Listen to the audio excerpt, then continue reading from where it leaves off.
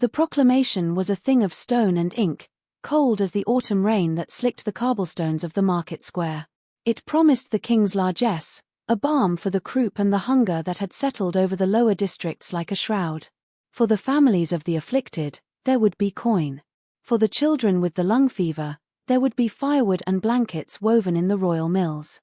It was a gesture of power masquerading as mercy, and the assembled townspeople received it with the grim, hollow-eyed acceptance of those who have no choice.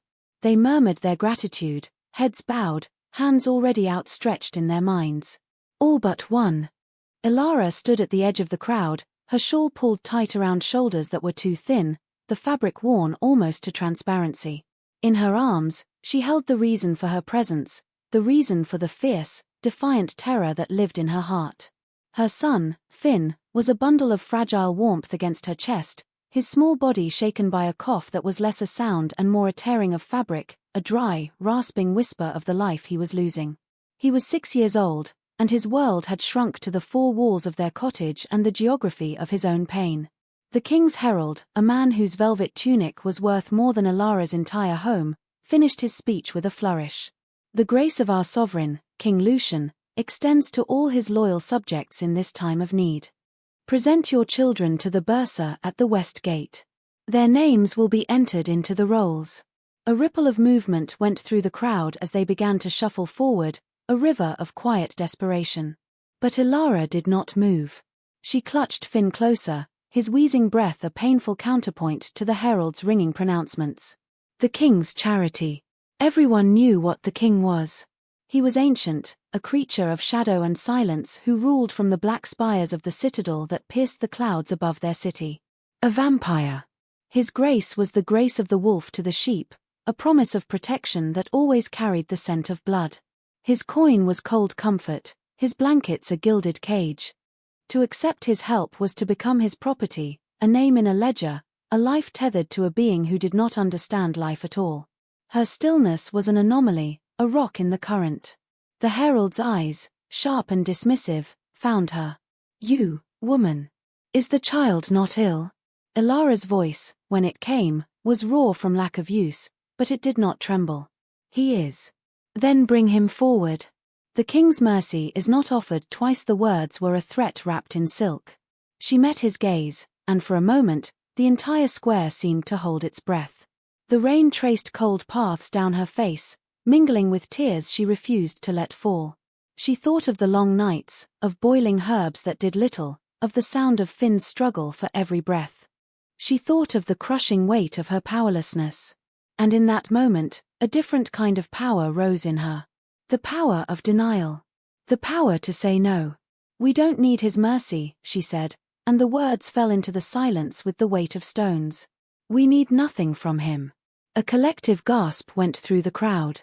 To refuse the king was unthinkable. It was not just pride, it was suicide. The herald's face, a mask of professional condescension, hardened into disbelief, then into fury. You would let your child suffer for the sake of your insolence, he hissed, his voice low and venomous. My child suffers because the world is hard, Ilara countered, her chin lifting. Not because it lacks for a vampire's gold. We will manage on our own. She turned, her back straight and unbending, and walked away. The crowd parted for her, a mixture of awe and terror on their faces. They saw a fool. They saw a hero. They saw a dead woman walking. She did not look back. She simply walked, step by deliberate step, away from the west gate, away from the promise of easy comfort, and back toward the cold, damp reality of her home. Each step was an act of faith in herself, a declaration of a war she could not possibly win. High in the tallest spire of the citadel, Lucian stood before a window of polished obsidian that showed him not a reflection, but a truth. He had watched the entire scene unfold, the shimmering image in the glass as clear as if he stood in the square himself. He had seen the desperation, the hollow gratitude, the weary acceptance. And he had seen her. He had ruled for 500 years. He had seen kingdoms crumble and mountains turn to dust. He had commanded armies, brokered treaties, and held the lives of millions in his hands. His power was absolute, his will irresistible. When he offered aid, it was taken. When he gave a command, it was obeyed. It was the fundamental grammar of his existence. And a woman in a threadbare shawl had just refused him. He watched her walk away, the small, fierce set of her shoulders, the protective curve of her body around her child. He had expected her to be broken by now. His agents had reported on her situation for weeks, the dwindling savings, the failed remedies, the encroaching despair. His offer of charity had been timed perfectly, a net of salvation designed to catch her as she fell. But she had not fallen. She had simply refused the net. He felt a flicker of something he had not felt in centuries. Not anger. Not insult. It was something closer to curiosity. A profound, unsettling intrigue. He had offered her survival, and she had chosen sovereignty. In his world of power and submission, it was a language he did not speak. He touched the cold surface of the obsidian, his long fingers tracing the outline of her retreating form. The rain in the image seemed to bead on the glass. He had made a miscalculation. He had treated her poverty as a simple equation of need, one that could be solved with the application of wealth. He saw now that he had offered her the wrong thing entirely. He had offered to solve her problem.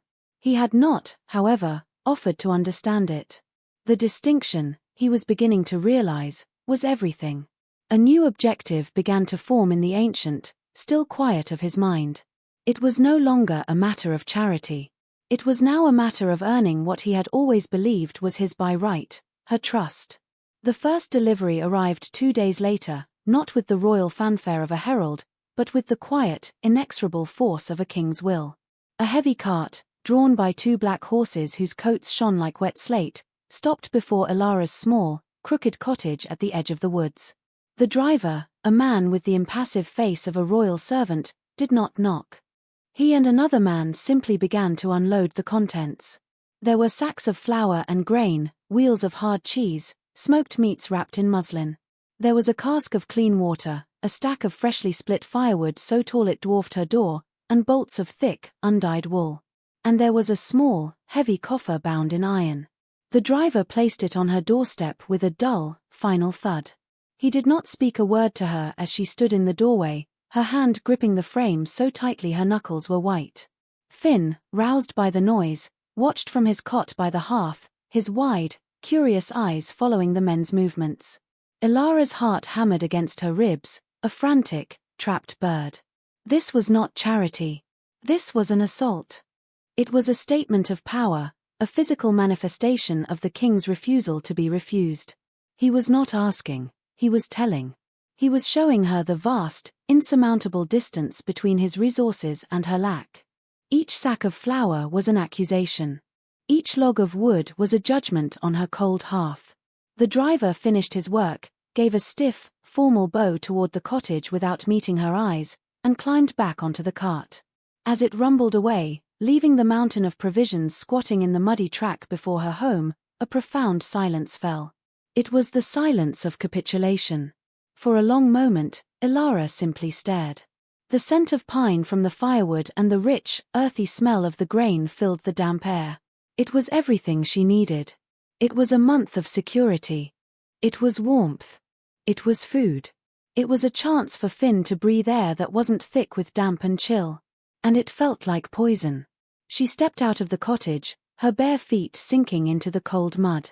She walked to the iron-bound coffer and, with trembling fingers, lifted the heavy lid. It was not full of gold coins, as she had feared. It was worse. It was filled with silver, meticulously counted and stacked, enough to pay for any physician, any apothecary, in the capital. It was a cage made of answered prayers. A cold, hard fury rose in her, eclipsing the fear. He thought he could buy her. He thought her pride was a commodity with a price tag, and he had simply made a higher bid. He had not listened to her words in the square. He had only heard a challenge to his authority. With a resolve that came from the deepest well of her being, she began to work. She did not touch the food or the wood. She went to the coffer. One by one, she took the stacks of silver and placed them back on the path. Then, using a piece of charcoal from her cold hearth, she found a flat piece of wood and wrote a single word on it, no. She found the village cart driver, a stooped old man named Thomas, and pressed her last 2 copper coins into his hand. I need you to take this back to the citadel, she said, her voice low and steady. Thomas's eyes widened at the sight of the king's provisions, then at the stark, defiant message. Lass, are you mad? This is a king's gift. It is a king's chain, she replied. Will you take it? He saw the look in her eyes, the unbreakable will that resided in her fragile frame, and he sighed, a long, weary sound. He was afraid for her, but he was more afraid of that look. He nodded slowly. Together, they loaded everything back onto his rickety cart. The flour, the cheese, the wood, the wool. Lastly, she placed the coffer on top, with her message propped against it. She watched until the cart disappeared around the bend, its wheels churning the mud. Then she went back inside her empty, cold cottage, her heart a strange mixture of terror and triumph. She had nothing. And she had everything. She had her freedom. In his obsidian window, Lucian watched the second refusal. He saw the cart arrive at his gates, saw the guard's confusion, saw the single, stark word written in charcoal. No. The curiosity he'd felt before now deepened, mingled with a thread of grudging respect. He had ruled for centuries by understanding the levers of human desire: greed, fear, ambition, the need for safety. He would offer wealth, and they would bow. He would offer protection, and they would swear fealty. He had never encountered someone whose primary desire was to be left alone, to be respected as a sovereign nation of two, a woman and her child. He had approached this as a king. He had sent his wealth and his power to solve a problem. He had failed. Twice. The realization settled on him, not as an insult, but as a profound piece of data. His methods were wrong. The tools of a king, gold, force, decree, were useless here. To understand her, he could not look down from his tower. He had to descend. He had to learn to see the world not as a map to be controlled, but as a place where a single, stubborn heart could beat with a strength that defied empires. The window's image faded, and Lucian turned away, the silence of his vast chamber pressing in. For the first time in a very long time, he did not know what to do next. And that, he realized, was the beginning of a true education. He would stop sending his power. Instead, he would go himself. Not as a king, but as a shadow. He would watch. He would listen. He would learn. He began to walk the night. Not in the fine silks and polished leather of a monarch, but in the simple, dark garb of a traveler. He was a creature of shadow, and he moved through them as if born to them, his footsteps silent on the damp earth and fallen leaves.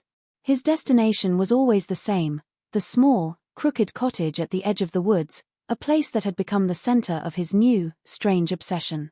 He would stand in the deep gloom of the ancient oaks that bordered her small plot of land, unseen, unheard, a ghost in the periphery. From there, he could see everything. He saw the faint, flickering light of a single candle through her warped windowpane. He saw her silhouette as she moved about inside, a study in tireless motion. He learned the rhythm of her days, which bled seamlessly into her nights. He saw her haul buckets of water from the well, her shoulders straining with the effort. He saw her spend hours grinding herbs with a stone pestle, her brow furrowed in concentration, her hands stained with green. He watched her sit by Finn's cot, reading to him from a worn, coverless book, her voice a low, soothing murmur that was the only medicine she could truly offer. He heard the boy's ragged coughing, a sound that seemed to physically pain her each time it tore through the quiet of the cottage. He saw her press a cool, damp cloth to Finn's forehead, her touch infinitely gentle. In these long, silent vigils, Lucian saw what his reports had never shown him. They had detailed her poverty, her lack of resources, her desperation. They had not, and could not, capture the sheer force of her love. It was in the way she mended Finn's worn shirt with thread she'd unraveled from her own hem. It was in the way she would eat only the broth of the thin vegetable soup, leaving the few solids for her son. It was in the exhaustion that carved new lines around her eyes, an exhaustion she never allowed to touch the softness in her voice when she spoke to him. One night, a fierce autumn storm blew in from the mountains. Wind howled through the trees, and rain fell in cold, driving sheets. From his vantage point, Lucian saw a dark patch on her thatched roof begin to glisten, then drip. Inside, he knew, a leak would be forming, a steady, miserable plink of cold water into their small sanctuary. He watched her move Finn's cot away from the spreading damp spot on the floor, her movements weary but efficient. She placed a pot to catch the drips, the sound a miserable drumbeat in the night. He felt a primal, protective urge, an instinct so old he had forgotten he possessed it. It was the same instinct that drove her. He was a king. He could have a dozen master thatchers at her door by sunrise. But that was the old way. That was the thinking that had failed him. He had to offer help she could not refuse because she would not know to refuse it. After she and the boy had settled into a restless sleep, Lucian moved. He flowed from the shadows, a whisper of motion. He scaled the low roof of the cottage as easily as walking on level ground. The thatch was old, rotten in places, the straw compacted and thin. With a touch that was both impossibly strong and surprisingly deft, he began to work. He did not have new straw, but he had knowledge that spanned centuries. He rewove the existing thatch, redirecting the flow of water, using techniques long forgotten by mortal men to create a seal that was stronger than the original. His long, pale fingers, which had signed death warrants and treaties, worked with meticulous care, lacing the strands of wet straw together. When he was done, the dripping inside had stopped. The cottage was quiet again, save for the sound of the storm outside and the boy's shallow breathing within. He retreated back to the cover of the oaks, a strange sense of satisfaction warming his cold, still heart. It was a small thing, a trivial repair, but it was the first piece of help she had accepted, even unknowingly. The next morning, Ilara woke to a surprising quiet. The rhythmic drumming of the leak was gone. Puzzled, she looked at the pot on the floor. It was a quarter full, but no new drops disturbed the surface of the water. The storm still raged outside, yet her roof was sound. She frowned, a knot of suspicion tightening in her stomach. It could be a coincidence. A shift in the wind. But she knew it wasn't.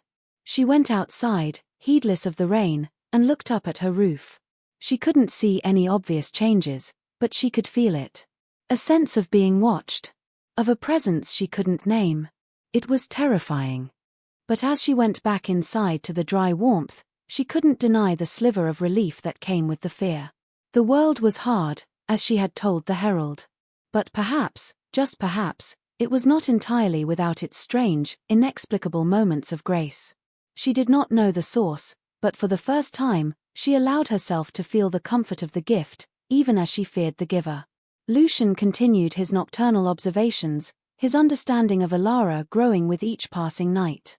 He saw her resilience, but he also saw the toll it was taking. He saw the dark circles under her eyes deepen. He saw her rations grow smaller. He saw the hope in her face flicker and dim each time a new herbal remedy failed to ease Finn's cough for more than a few hours. Her pride was a fortress, but the enemy was inside the walls. He knew he could not offer food or money again. He had to provide something that felt not like a gift, but like a discovery. Something that would empower her, not indebt her. His own knowledge was a vast, forgotten library. He had studied alchemy in Alexandria, botany in the Hanging Gardens of Babylon, medicine in the lost monasteries of the Himalayas. He knew of plants that had vanished from the memory of mortal men, herbs that thrived only in moonlight and cured ailments that baffled the greatest physicians. The lung fever that afflicted Finn was an old enemy. He had seen it fell children in a dozen different eras. And he knew its cure was not one thing, but a combination of rare, synergistic elements. One night, after Ilara and Finn were asleep, he came to the fallow patch of earth behind her cottage, a small, neglected square of land where only weeds and stones grew. He had brought with him, in simple cloth sacks, a collection of seeds and cuttings, gathered from the hidden corners of his own vast, ancient gardens within the citadel gardens that no mortal had ever seen. His hands, which had repaired her roof with such care, now worked the soil. He did not use a shovel or a trowel. He plunged his hands directly into the cold, damp earth, his supernatural strength turning the compacted dirt as easily as a farmer's plow. He pulled the weeds, cleared the stones, and shaped the plot into neat, careful rows. The work was methodical, silent, and deeply focused. He was not merely planting, he was creating a pharmacy for her. He planted silver-leafed moonwort, which only opened its petals to the stars and eased the inflammation of the lungs. He sowed seeds of sundapple, a flower whose pollen, when steeped in a tea, could fight the deepest infections. He placed cuttings of a climbing vine called Breath of the Mountain, whose leaves, when crushed into a poultice, could strengthen a child's heart. These were not magical plants in the way of fairy tales. They were simply rare, potent, and required a knowledge that had been lost to time. He worked through the night, a silent, tireless gardener. As the first hint of dawn threatened the eastern sky, he was finished. The small, barren plot was transformed. It was now a perfectly tilled and planted garden, the dark earth rich and promising.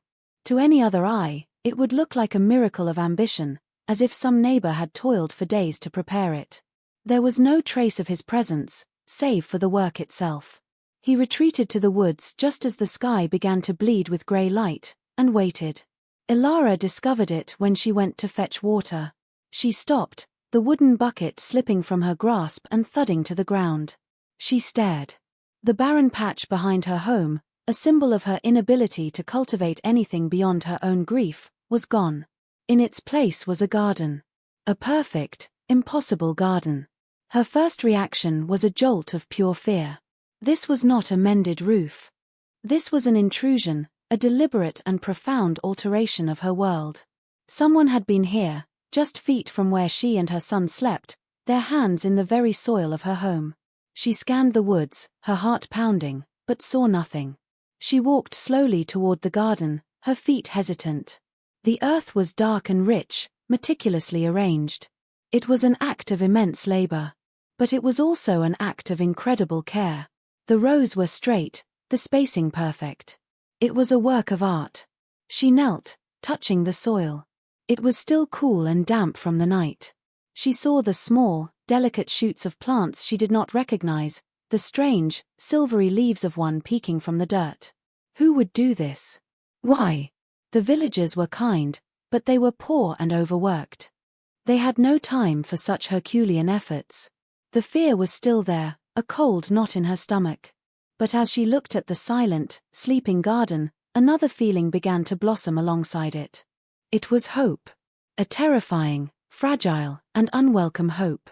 This garden was not a gift of gold or grain. It was not a charity she could send back on a cart. It was a promise, planted in the earth. It was a tool. It was a chance. She did not know who the gardener was, but she understood the nature of the gift. It was not given to her, it was made available to her. The labor of tending it, of harvesting it, of turning it into medicine that would be hers. Her sovereignty, her agency, was intact. She stood up, her decision made. She would accept this strange, frightening miracle. She would tend this garden. She would learn its secrets. She would use its gifts to save her son. And she would watch. She would wait for the phantom gardener to reveal himself, because she knew, with a certainty that chilled her to the bone, that he would. This was not the end of his efforts. It was only the beginning. The garden became the new center of Ilara's world. Each morning, she would go to it, her fear of its mysterious origin slowly giving way to a fierce, protective sense of ownership. She learned the needs of the strange plants as if they were speaking to her. The moonwort thrived when she watered it after dusk. The sundapple unfurled its petals with a joyful burst of color at the first touch of dawn. She spent hours there, her hands in the dirt, weeding and tending, a quiet hum of purpose returning to her days. Lucian watched her, and for the first time, he felt something akin to pride in an act he had committed. He had not given her a cure, he had given her the means to create one. He saw the way she worked, her movements efficient and knowledgeable, her innate connection to the living earth clear in every touch. She was not just a mother, she was a healer. He had simply given her a new apothecary. He knew the time for hiding in the shadows was drawing to a close. The garden was a bridge, but one he had not yet crossed. He needed to speak to her, to face the woman who had twice defied him and now unknowingly tended his offering. He had to choose his moment perfectly. He could not approach as a king from his castle, nor as a phantom in the night. He had to meet her on neutral ground, as an equal. He found his opportunity a week later. She had taken a basket and headed into the woods that bordered her cottage, searching for mushrooms and common herbs to supplement what she had. The air was crisp, filled with the scent of damp earth and decaying leaves. The forest floor was a tapestry of gold and brown. Lucian moved ahead of her, a silent wraith, and positioned himself in a small clearing she would have to pass through. He did not wear the simple clothes of a traveler this time, but something even more disarming, the rough-spun tunic and worn leather breeches of a woodsman. He leaned against an ancient oak, a small carving knife in his hand, pretending to be whittling a piece of wood. He made himself look ordinary, mortal. His heart, which had not beaten in 500 years, felt as though it were hammering against his ribs. He had faced down armies and assassins with less trepidation than he felt now, waiting for one human woman to appear on the path. She emerged into the clearing, her head down, her eyes scanning the ground. She didn't see him at first. When she finally looked up, she froze, her hand flying to her throat. Her eyes, the color of a stormy sea, widened in alarm.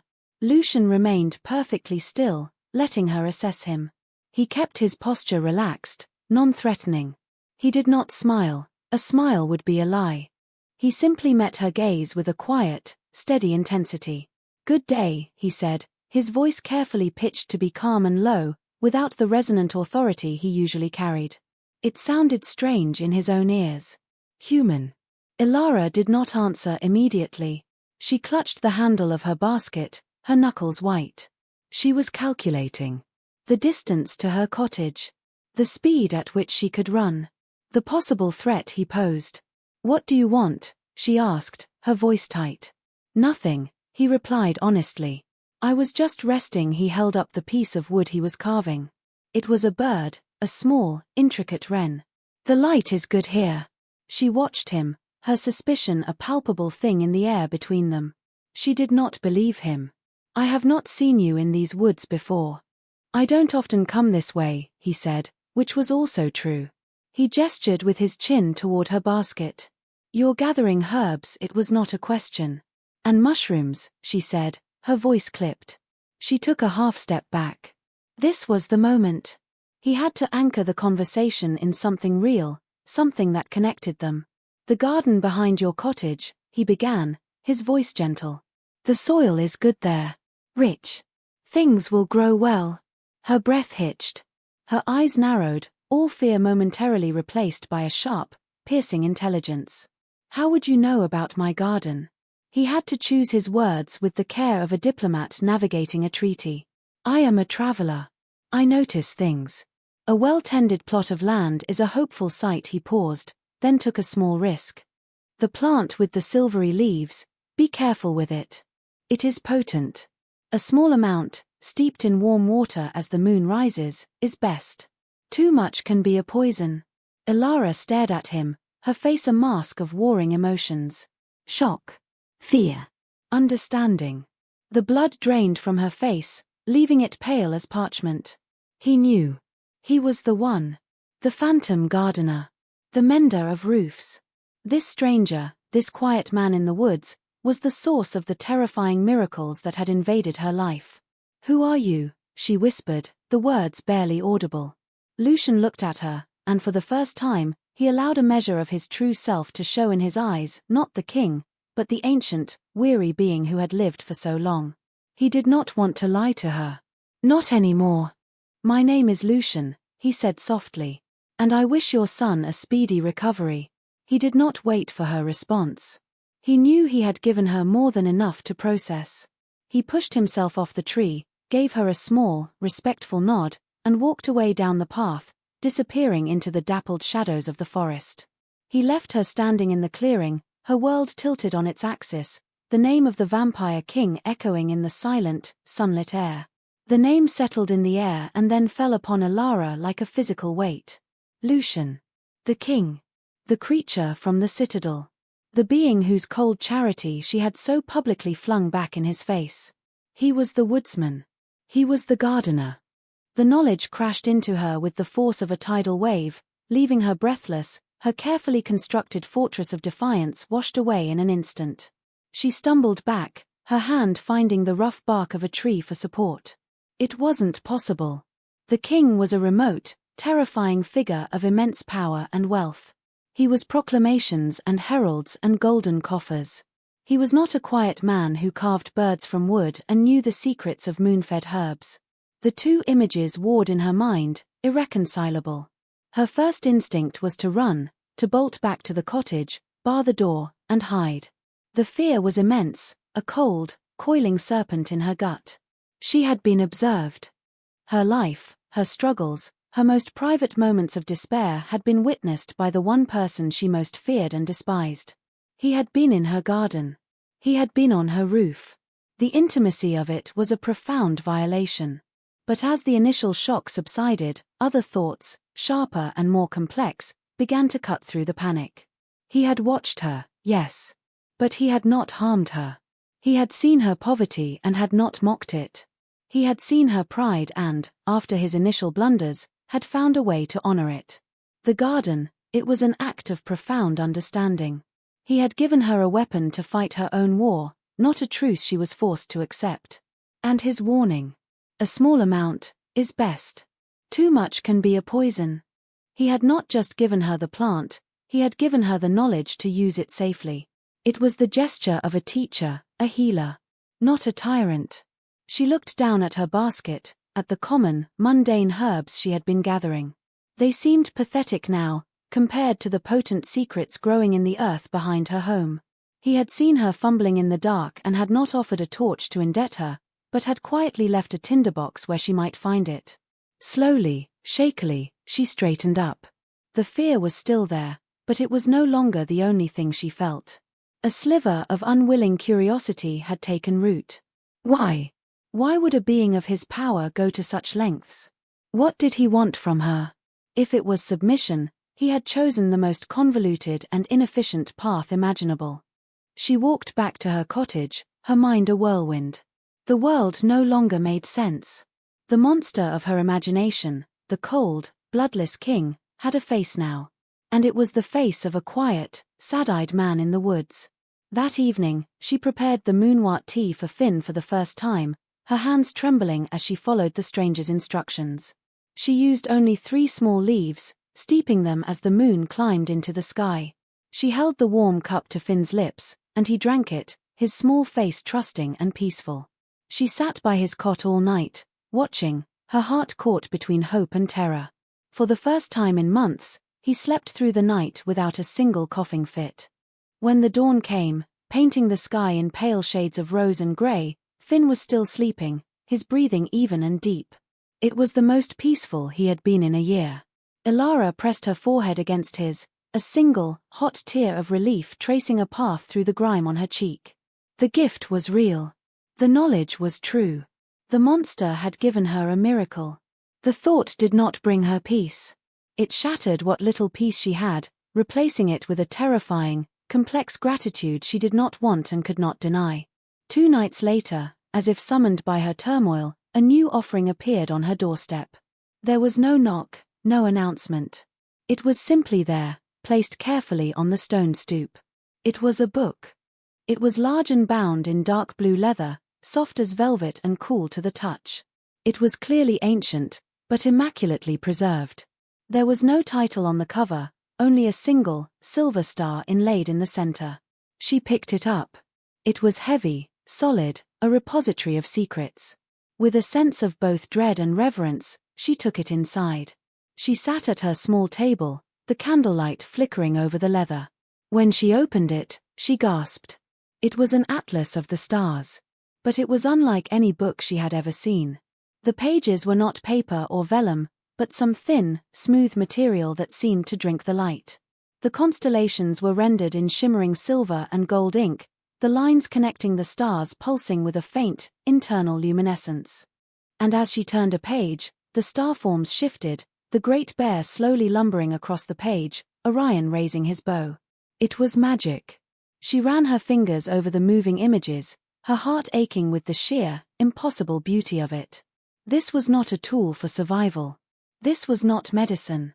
This was a gift of pure wonder. "What is it, Mama?" Finn's voice, small and sleepy, came from his cot. She carried the book to him, her movements slow and deliberate. She sat on the edge of his bed and opened it for him.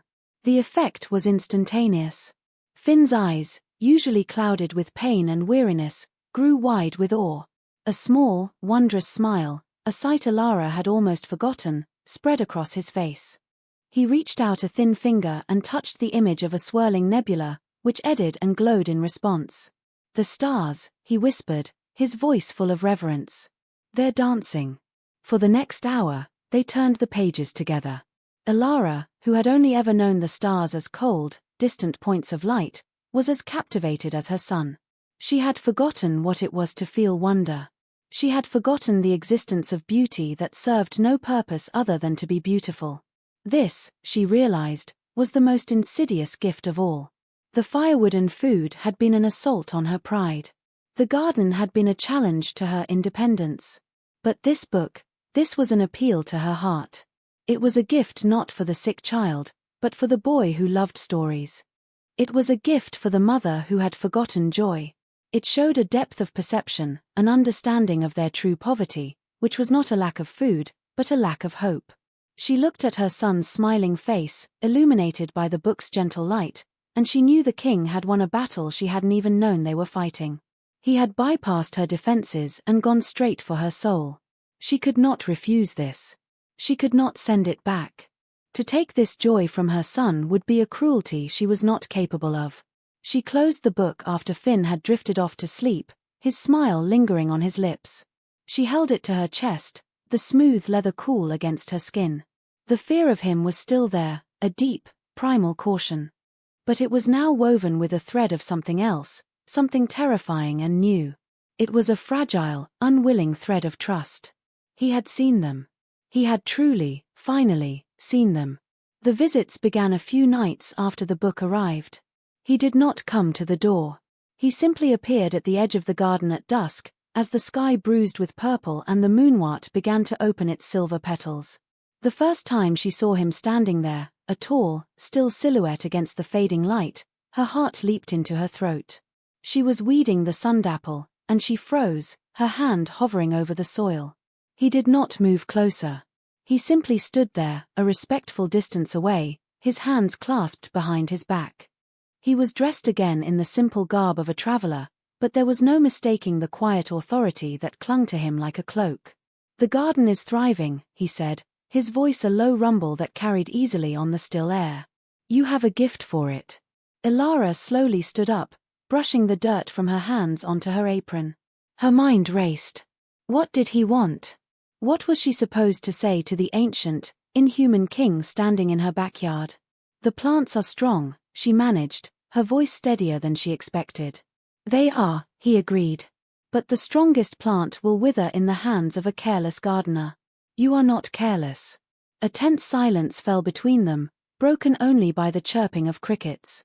She could feel him studying her, his gaze intelligent and unnerving. She had to ask. She had to know. "Why are you doing this?" she asked, the question blunt. "The garden. The book. Why?" Lucian was silent for a long moment, and she thought he might not answer. When he did, his voice was softer, laced with a weariness that felt centuries old. "Because you were the first person in 300 years to tell me no," he said simply. It made me realize I had forgotten how to ask. The honesty of it disarmed her. She had expected a proclamation of power, a demand for gratitude, a statement of ownership. She had not expected a confession. "And what are you asking now?" she pressed, her courage building. "For nothing," he said. "I am learning. That is all." And so began their strange, twilight ritual. He would appear at dusk every few days. They would talk. He never crossed the invisible boundary at the edge of the garden. He never entered her home. Their conversations were hesitant at first, circling around the neutral topics of the plants, the weather, the turning of the seasons. He would share fragments of his immense knowledge, how to tell when the breath of the mountain leaves were at their most potent, how to use the dried petals of the sundapple to make a soothing balm. Slowly, tentatively, the circle of their conversation widened. He would ask about Finn. Not about his illness, but about him. What stories did he like? What was the wooden bird she was carving for him? Alara, against her better judgment, found herself answering. She spoke of Finn's love for tales of adventure, of his quiet, observant nature, of the way his eyes would light up when he saw a hawk circling in the sky. Lucian listened with an unnerving stillness, his full attention on her. He made her feel as though her small, simple words were the most important thing in the world. In turn, he spoke, not of his power or his kingdom, but of things he had seen. He described the stars as they looked from the top of a desert pyramid, the sound of icebergs carving in a forgotten northern sea, the scent of a forest that had burned down 1,000 years ago. He spoke of history as if it were a memory, which, for him, it was. One evening, Finn was awake when he arrived. He was sitting on the doorstep, wrapped in a blanket, watching his mother in the garden. He saw the tall, dark figure at the edge of the trees and his eyes grew wide, not with fear, but with curiosity. "Mama, who is that?" he asked, his voice now stronger, clearer, thanks to the garden's remedies. Ilara's heart stuttered.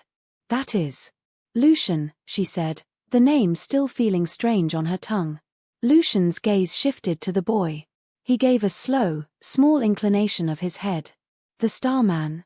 Finn asked, his voice full of wonder.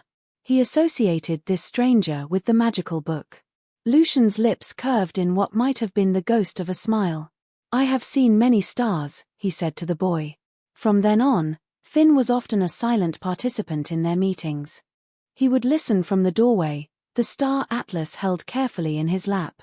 Lucian would sometimes direct a comment to him, telling him which constellation was rising in the east, or the story behind a particular star's name. He never approached the boy, never tried to force an interaction, but his presence was a quiet, constant offering. Ilara watched the careful, respectful dance between the ancient king and her fragile son, and the last of her hard-won defenses began to crumble. This was not the behavior of a monster. A monster would have taken. A monster would have demanded. Lucian, for all his power, was simply waiting. He was tending their fragile, growing trust with the same patience and care with which she tended his garden. It was a terrifying and beautiful thing to behold. The autumn rains returned with a vengeance, turning the world outside the cottage into a sea of mud and misery. The cold, damp air was a constant threat, a knife against the fragile progress Finn had made. The herbs from the garden helped, keeping the worst of the lung fever at bay, but they were not a cure. He was stronger, his breathing was easier, but he was still a ship becalmed, unable to find the wind that would carry him back to the shores of true health. One night, the storm was worse than any that had come before. Wind rattled the window frames and tore at the roof. The temperature plummeted, and a frigid draught snaked through the cottage, no matter how high Ilara built the fire. Finn began to cough. At first, it was small and dry, but it quickly grew worse, turning into a deep, barking seizure that left him gasping for breath. His face, pale in the firelight, took on a bluish tint around his lips. Ilara's blood ran cold. She rushed to him, brewing the strongest tea from the moonwort, crushing the breath of the mountain leaves into a poultice for his chest. But nothing worked. The illness had found a new strength, a new foothold, and it was dragging her son down into the depths. Panic, cold and absolute, seized her. She had come to rely on the garden, on the steady, quiet progress they had made. She had allowed herself to hope. Now, that hope was being ripped away, and the abyss of despair that opened beneath her was deeper and more terrifying than ever before. She held Finn in her arms, his small body trembling, his fight for each breath a desperate, losing battle. His eyes, wide with fear, were fixed on her face, pleading with her to do something, to fix it, to make it stop. And she was powerless. The herbs were not enough. Her love was not enough. In that moment of pure, unadulterated terror, only one thought broke through the storm in her mind: Lucian. The thought was an instinct, a primal cry for help directed at the one being she knew who might have the power to stop this. The man who had planted her garden, who knew its secrets, who had seen 1,000 winters and the sicknesses they brought. The king she had once scorned. The stranger she had slowly, unwillingly, come to trust. She laid Finn gently back on his cot, wrapping him in every blanket she owned. "I'll be back," she whispered, her voice choked with tears. "I promise, I'll be right back." She didn't grab a cloak. She didn't stop for shoes. She wrenched open the door and ran out into the storm. The wind and rain hit her like a physical blow, plastering her thin shift to her skin in an instant. The mud sucked at her bare feet, cold and greedy, but she didn't slow. She ran.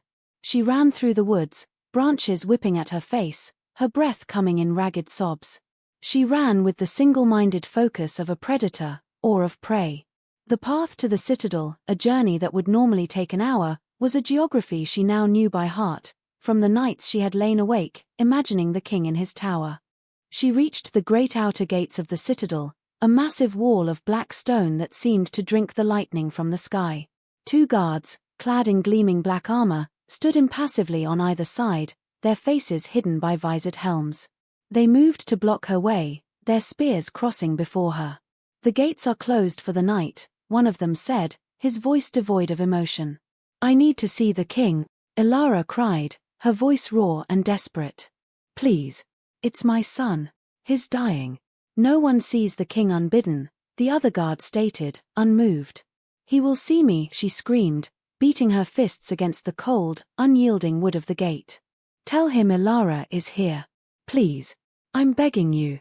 She collapsed against the gate, her strength giving out, her sobs lost in the howl of the wind. It was hopeless. She had been a fool.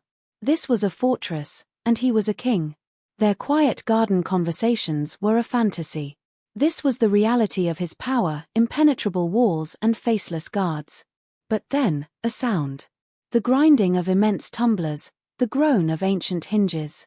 Slowly, ponderously, the massive gate began to swing inward, opening a dark maw into the courtyard beyond.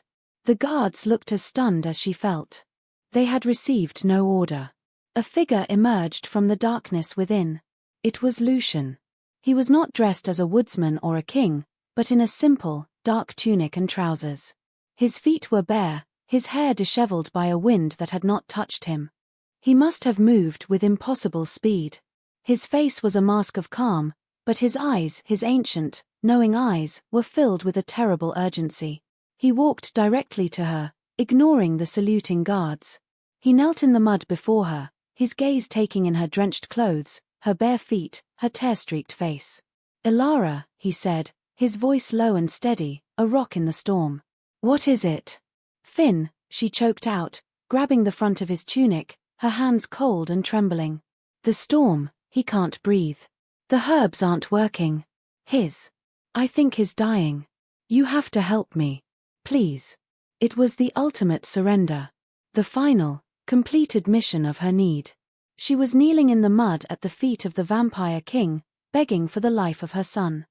Lucian's expression did not change, but a profound sorrow entered his eyes. He reached out and placed a hand over hers, his touch not cold as she had always imagined, but cool and steady, a strange, calming presence. "I will come," he said.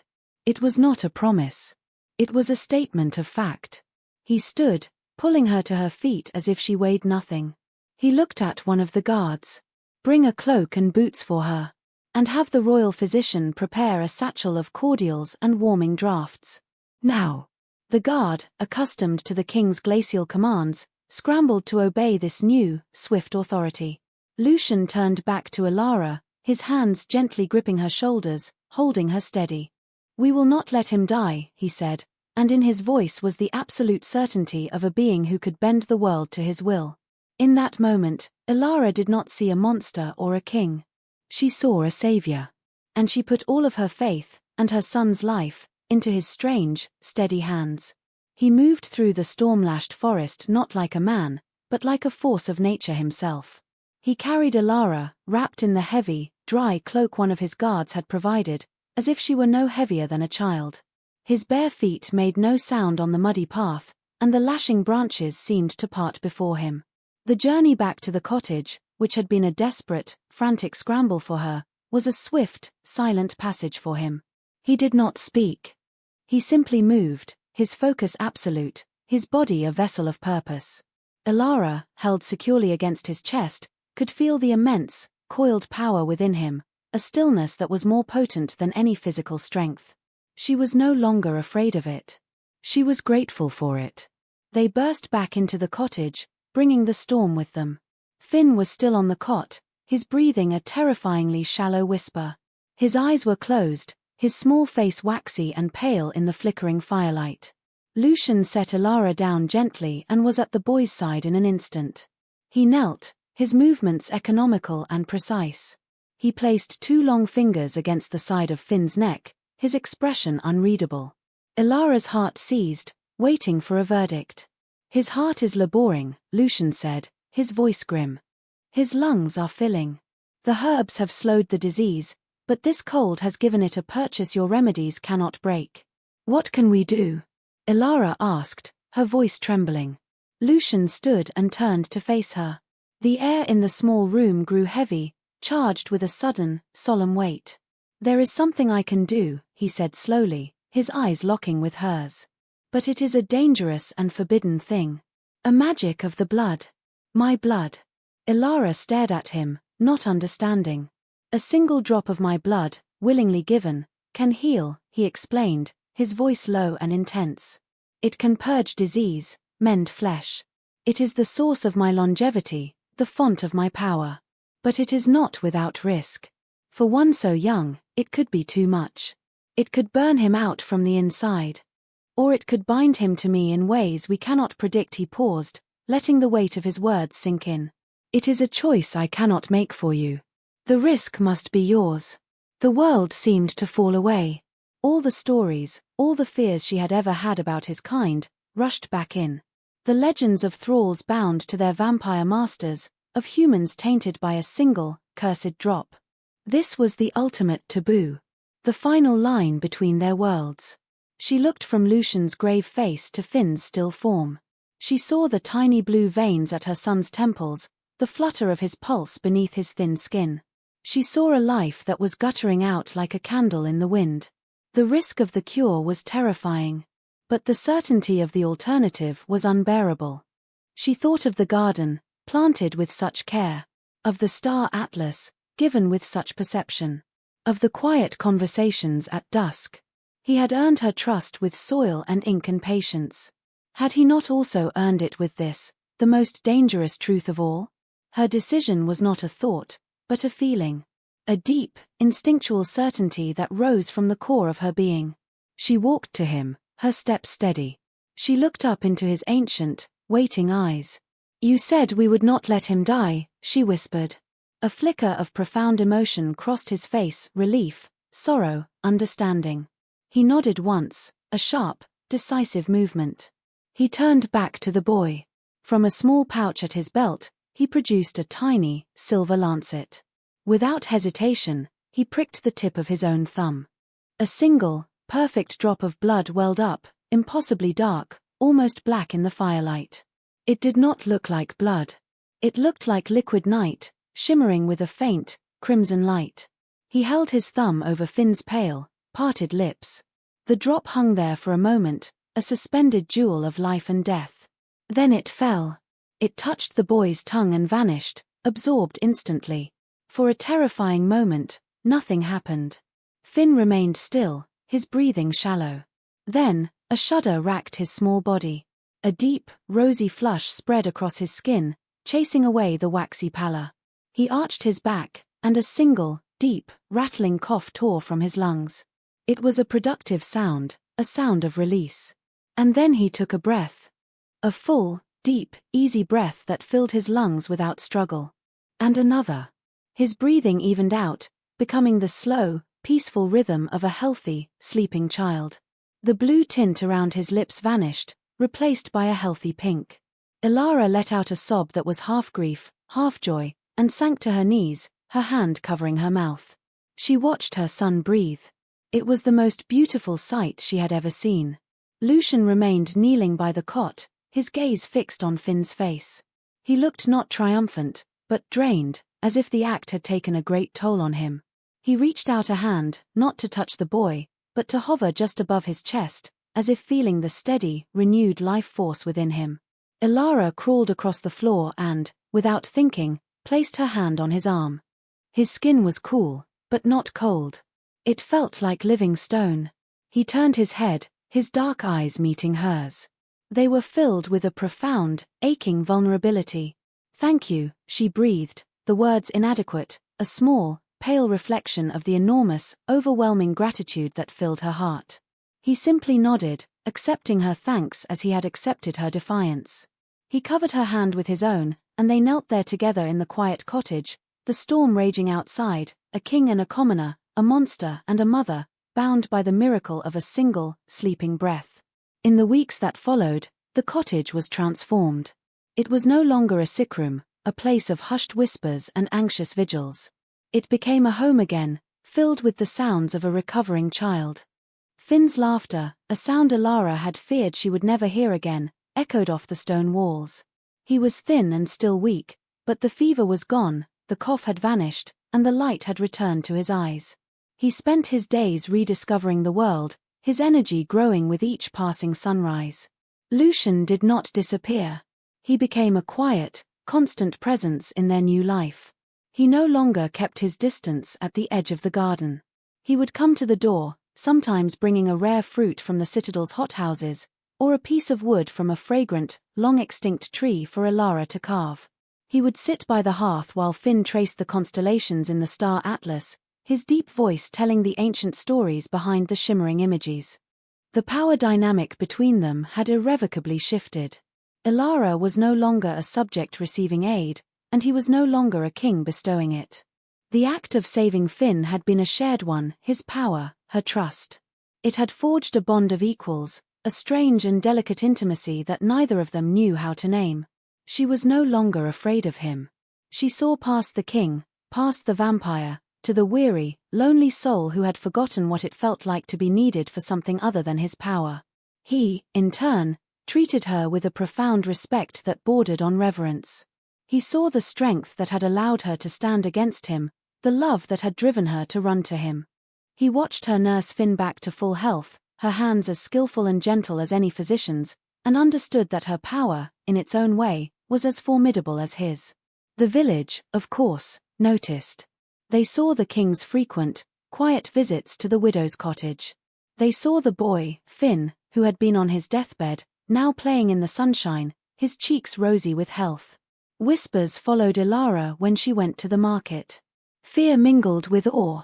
She had defied the king and survived. She had somehow won his favor. She became a figure of legend, a story told in hushed tones over tavern fires. Some saw her as a witch, others as a saint. Alara ignored them all. Her world had shrunk to the three people who mattered, herself, her son, and the ancient being who was slowly, carefully, becoming a part of their lives. One clear, cold evening, as the first stars of winter began to prick the velvet sky, the three of them were in the garden.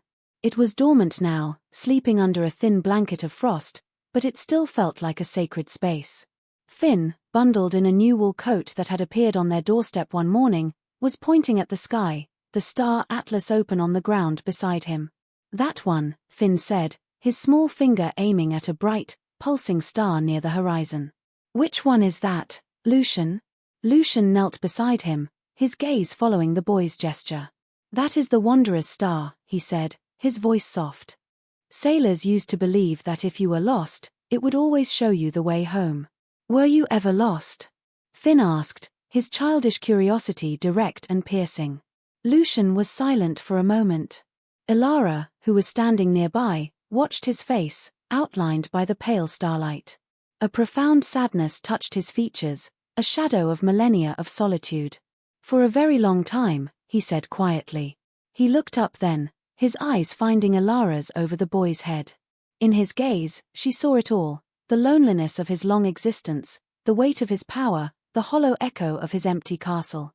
And she saw the quiet gratitude he felt for this small, warm circle of light she and her son had created. He had come to her to offer help, but he was the one who had been saved. She smiled, a small, genuine smile that reached her eyes. It was a smile of acceptance, of understanding. It was the answer to a question he had never dared to ask. He had not earned her submission with his power, nor her gratitude with his wealth. He had earned her trust with his patience, his perception, and his vulnerability. He had learned that the greatest strength was not in the ability to command, but in the courage to connect. He stood and walked to her side, their shoulders almost touching in the cold air. Together, they looked at their son, who was chattering happily to the stars. The silence between them was no longer tense or uncertain. It was a comfortable, shared quiet, full of unspoken things that no longer needed to be said. This was not a fairy tale ending, with a wedding and a crown. It was something quieter, truer, and far more beautiful. It was the beginning of a new normal. A strange, impossible family, a mortal mother, a healing child, and an ancient king standing together in a garden, finding their way home by the light of a